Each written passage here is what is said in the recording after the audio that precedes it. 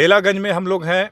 उपचुनाव यहाँ है, काफ़ी यहाँ गहमा-गहमी का माहौल है और ये अंतिम चल रहा है 2-4 दिन के बाद यहाँ चुनाव होना है 13 नवंबर को और 23 को रिजल्ट होना है। चुन्नू शर्मा जी हम पार्टी के नेता हैं जो लगातार लगे हुए हैं, बेला के विभिन्न गाँव में दौरा कर रहे हैं और क्या कहते हैं हमारे साथ मौजूद हैं चुन्नू शर्मा जी। स्वागत है सर एक बार फिर से आपका।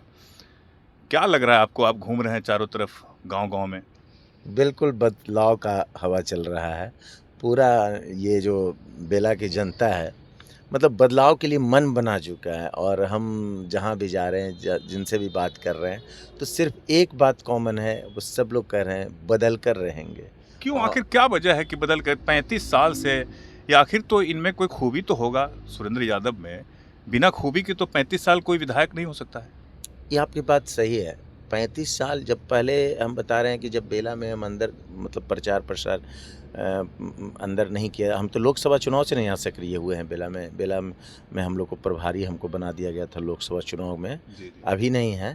तो उस समय से हम बेला में आने लगे, तो हम क्या देखे कि बेला में लोकप्रियता के आधार पर ये 35 साल से एमएलए नहीं थे। आतंक, भय का माहौल था। जिस जो माहौल हम लोग 15-20 वर्ष पूर्व लालू जी के सरकार में, आदरणीय राबड़ी देवी जी की सरकार में हम महसूस करते थे, कुछ उसी तरह का माहौल यहाँ पर, मतलब बिहार बहुत तरक्की किस बात का भय था भाई? भय कि मतलब आप जैसे काम, हम कुछ नहीं, काम तो इनका 2-4 ठेकेदार आप जाके देखिए विभिन्न सड़कों पर। कल हम श्रीपुर पेट्रोल पंप के अपोजिट जो रोड गई है, वहाँ उस रोड में हम गए हुए थे। क्या बात है, उस तरह का रोड आज भी है क्या? वो क्या था रोड में? बैलगाड़ी ही शायद उस रोड को, हमारा गाड़ी तो मतलब बहुत हमें क्या हुआ क्या कि हमको बताया गया, हमारे नेता मांझी जी, जीतन राम मांझी जी आ रहे थे, तो उनका पीए बोला कि आप रहिएगा मोड़वा पर, वो पहली बार जा रहे थे, तो हम गए, तो हमको आने में बहुत देर हुआ, तो पीए फ़ोन किया कि सर कह रहे हैं कितना देर, कहाँ पे आपका गाड़ी है? तो हम कहे कि रोडवा में, तो और फिर वो भी रोड में इन किए, तो बोले कि ऐसा रोड है? फिर वो लगाए फ़ोन चीफ इंजीनियर से लेकर सबको, बोला कि एफआईआर करेंगे, इस तरह का रोड।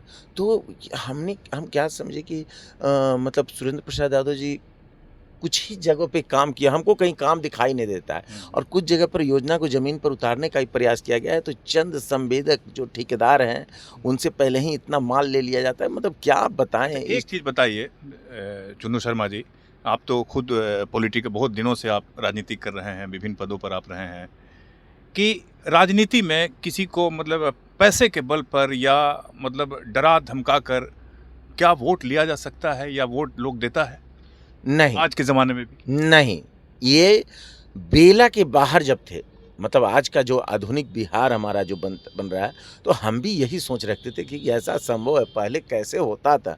लेकिन बेला आने पर आपको ये महसूस होगा कि नहीं, वो आज भी कायम है, और इसी के लिए जाने जाते हैं हमारे ये जो सुरेंद्र प्रसाद यादव जी हैं। अच्छा, पॉलिटिकल से थोड़ा सा अगर आपको मतलब हटा देते हैं हम, मान लें कि आप एक एनालिसिस के रूप में, अगर आपको मैं एनालिसिस्ट के रूप में अगर आपको हम आपसे अगर बात करते हैं, तो आप एनालिसिस करके आप बताइए कि कैसे आप कह रहे हैं कि एनडीए की जीत होगी यहाँ पर। जनसुराज भी यहाँ पर है, अमजद खान जो खड़े हैं वो मुसलमानों का वोट ले रहे हैं, उनका कहना है कि सारा मतलब और भी लोग वोट ले रहे हैं। कैसे एनालिसिस कर रहे हैं आप इसको? देखिए, जब ये बदलाव का मूवमेंट जब पब्लिक में आता है ना, तो एनालिसिस जैसा शब्द, जो वर्ड एनालिसिस है, वो मतलब उसका कोई ज़रूरत नहीं पड़ता है। क्या पब्लिक बोल रही है? ये बिल्कुल बदलाव, कोई समीक्षा नहीं। और जो अमजद जी, जनसुराज, ये सब जो नाम लिए, मतलब आपका इशारा ये है कि अमजद जी है तो मुस्लिम वोट बैंक उधर होगा, फलाना कास्ट समीकरण, ये भी एनालिसिस में ये भी आता है ना। लेकिन आपको बता दे रहे हैं कि जब बदलाव में होता है तो सारे लोग सिर्फ बदलने की बात करते हैं, कोई नहीं, सामूहिक डिसीजन बेला की जनता का बदल देना है, और हम बदल देंगे, ऐसा नारा। आप कहाँ भी हमने अभी सुना है। कहाँ घूम के आ रहे हैं? अभी तो पाईबिघा गए थे। अच्छा। कल बताए ना, श्रीपुर के अपोजिट में मुंदरपुर, एक और गांव है, एक मतलब वहाँ पर काफ़ी संख्या में लोग आए थे, और आपको जानकर आश्चर्य होगा कि हम जो भी ओपिनियन लिए हैं, उसमें यादव समाज के ही लोग ज़्यादा थे, अच्छा। और उनका डिसीजन है कि हम बदल देंगे। तो सुरेंद्र यादव से आपके कैसे संबंध है? मेरा मेरा कोई संबंध, हम उतना मिले नहीं हैं। एक बार बहुत पहले नगर पंचायत मखदूमपुर में उनको वो आए थे, और उस समय ही जो दंड प्रणाम हम लोग कहते हैं वही है, विशेष तो कोई जैसे परिवारवाद का भी अभी चल रहा है, जैसे चारों विधानसभा में जो चुनाव हो रहा है, सभी लोग जो है कहीं न कहीं किसी न किसी परिवार से जुड़े हुए हैं। इस पर क्या कहेंगे आप?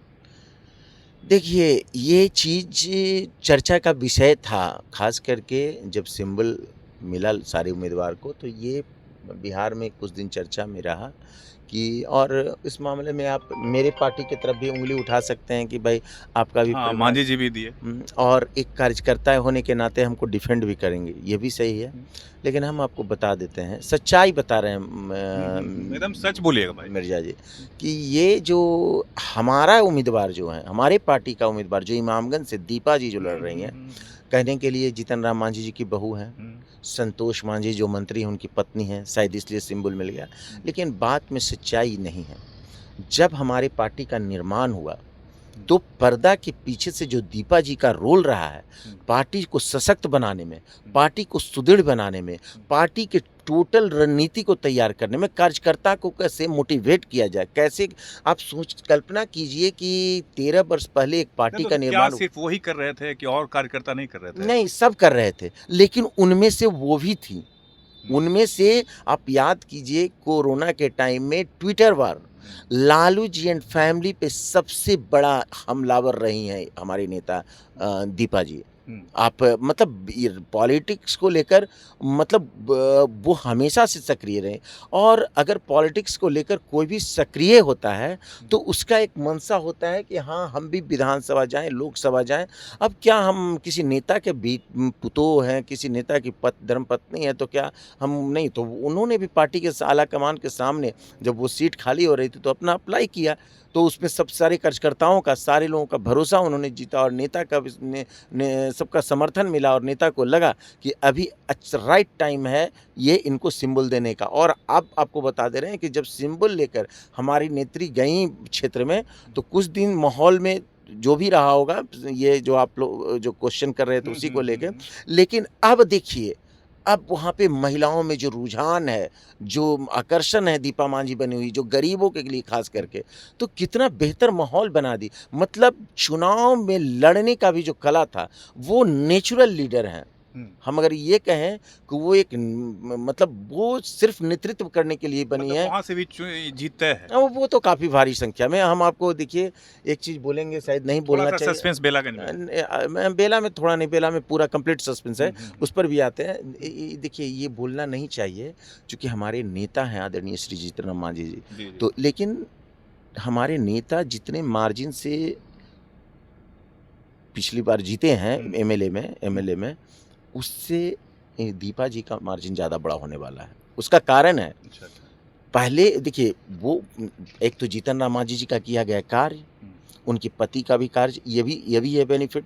लेकिन जो दीपा मांझी जी ने जिस तरह से पब्लिक से अप्रोच किया, जिस तरह से चैलेंज को पकड़ा है, वो जो है रिजल्ट का परिणाम, जो अंतर जो है बढ़ाने वाला है। अच्छा, आप बोल रहे हैं कि बदलाव का लहर है, इसके बावजूद एनडीए के नेताओं में एक डर है। हम देख रहे हैं कि एनडीए के तमाम नेता, नीतीश कुमार, चिराग पासवान, जीतन राम मांझी, जितने लोग हैं सारे उतर चुके हैं बेला में।